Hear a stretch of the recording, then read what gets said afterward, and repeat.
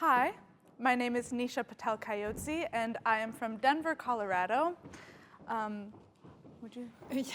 Hi, I'm Anna Gebhardt. I'm from Germany, from Munich, exactly. We will be performing The Desire for Hermitage by Samuel Barber, which is from his collection called The Hermit Songs.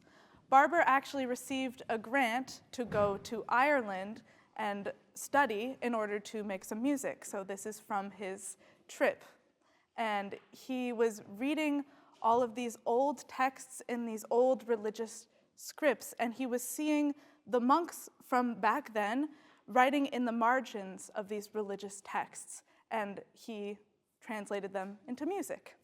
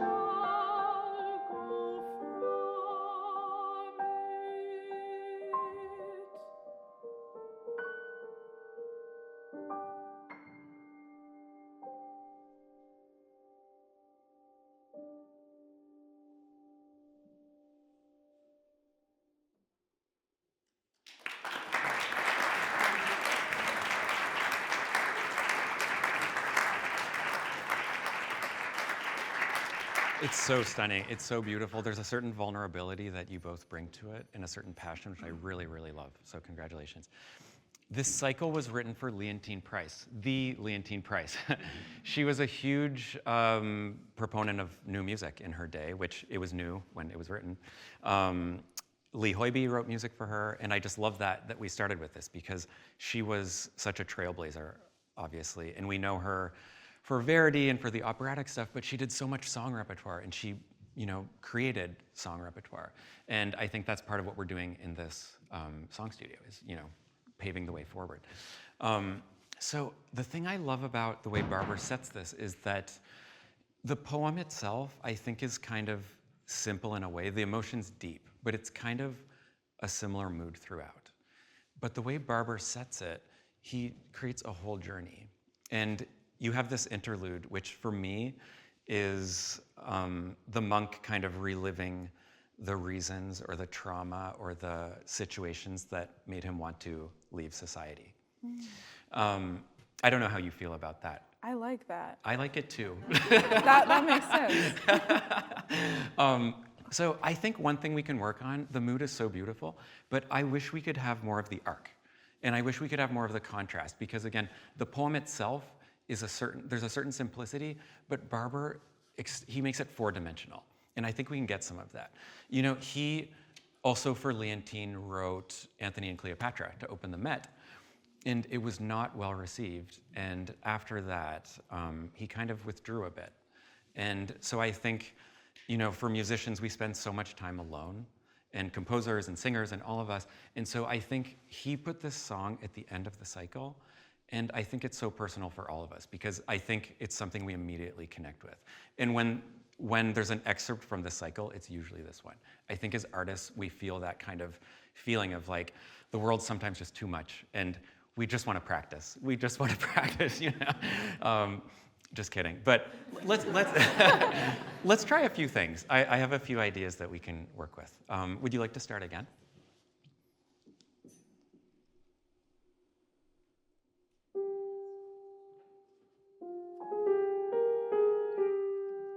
Beautiful. So I think there's a way to get the shaping. You want a sort of freedom, right, in it?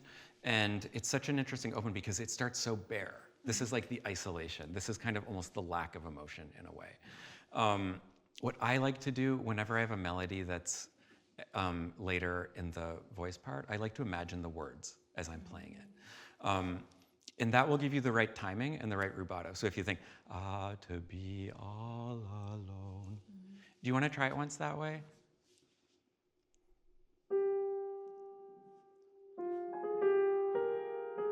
Gorgeous, beautiful. And then you just enter like you've been thinking this forever.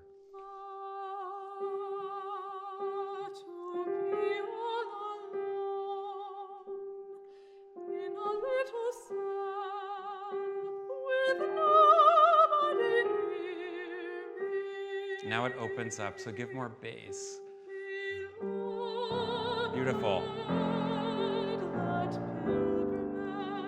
Let it flow a bit. Gorgeous. Espressivo melody. Great.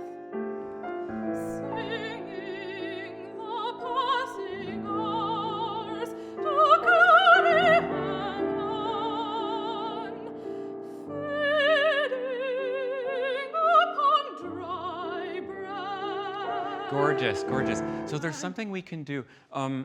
Composers, when they're writing for piano or orchestra or opera or whatever it is, I find usually the language is the same. So even though this is written for piano, it really is in a style that is identical to his operatic writing or his orchestral writing or his chamber writing.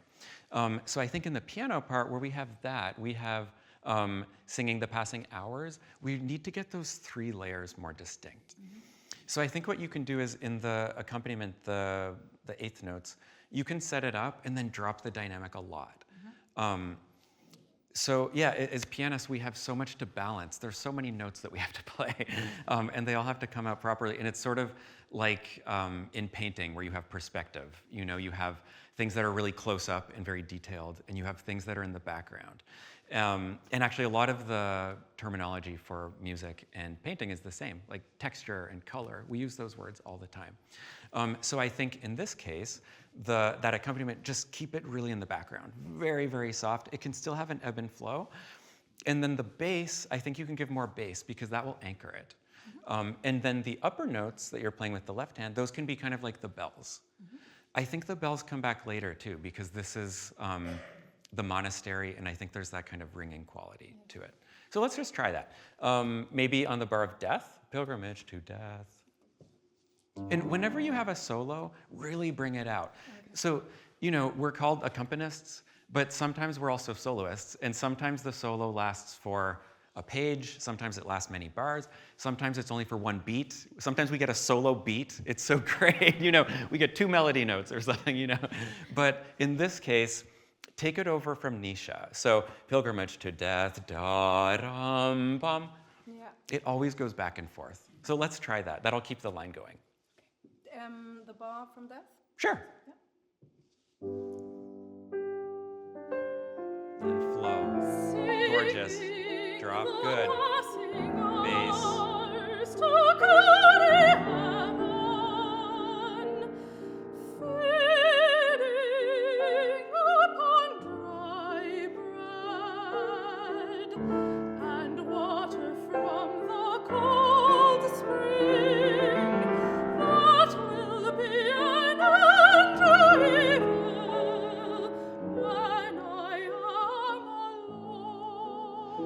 Beautiful, gorgeous. So I think in this section, that will be an end to evil. I think evil needs to be, because evil is the reason this person decided to just forget all of it and leave and kind of be on his own. I always feel weird singing the word evil. Like, how do I, evil? I think, well, it's interesting. So he writes forte, and I think it should be very smooth. I know there's the glottal, but I don't think you should do much. Okay. I think actually you should just land on evil. That will be an end to evil. Oh. And there's a 16th note, so that kind of energizes it, and it'll bring you to the downbeat, I think. And then when I am alone, that's when he goes back. There's a diminuendo. So let's try to get that whole arc even in just that phrase. Maybe from, and water from the cold spring. And water from the cold spring. Passion. What will be an end to evil? Gorgeous. Come back. When I am alone. Soft. In a lovely little corner among tombs. Gorgeous. Far from the houses of the grave. Gorgeous. Keep going. So here he's reliving everything. Gorgeous.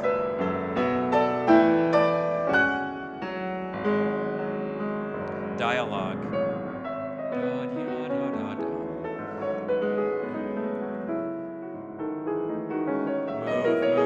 Gorgeous.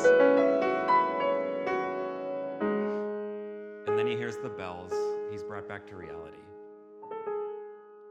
Just enter with nothing.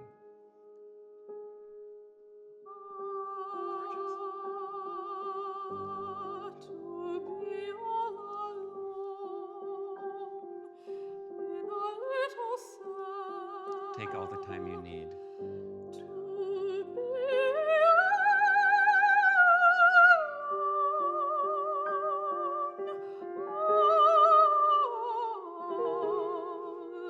alone. And here it's like acceptance of death. Alone I came into the world.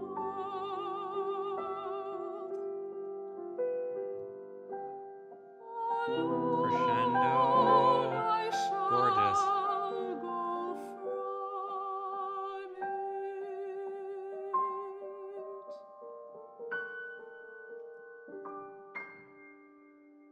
Place the last one. Gorgeous. Beautiful. That's really, really moving. That's fantastic. So that's how we kind of shape it. We do this music and we all feel it so intensely, and you're both feeling it. But then we also need the structure, and we need to plan things. I think when I was younger, I would just play and just go wild, and I would feel like I sounded so good. And I'd listen back, and it did not sound good. So we need the emotion, we need the passion, but we also need the structure and the planning. And certain things are planned, and certain things can happen spontaneously. But now we have a more clear structure, and I think it makes it more impactful for the audience, and easier for you both to kind of create the magic that you did. Do you have any questions about it, or? Do you think I ever get too soft? I think with this song, the challenge with a song like this that is kind of soft throughout is that we get like you said, too soft, especially in the beginning. So I think I would start a little less. It's only marked piano. Yeah. And I think it's nice to be very smooth in the beginning, but it doesn't have to be a low dynamic. Do you want to try it once? Yeah, Do you want to try the opening? Just think a healthy dynamic. You're telling a story, and you can diminuendo later, and you can do some colors as we go along. But I think in general, when you open a song, it's nice to just let your voice enter the room. Oh, by the way, your introduction was so good. It was so moving. And I think for all of us, whenever you get the chance to speak to an audience, it often can be a really, really good icebreaker, and it can be a good chance to test the acoustic of the room. So, you can immediately just connect with everyone, connect with the room. I thought you did so well with it. So congratulations for that. So carry that speaking and communication to the first phrase as you sing it. Do you want to try? And then maybe we should stop.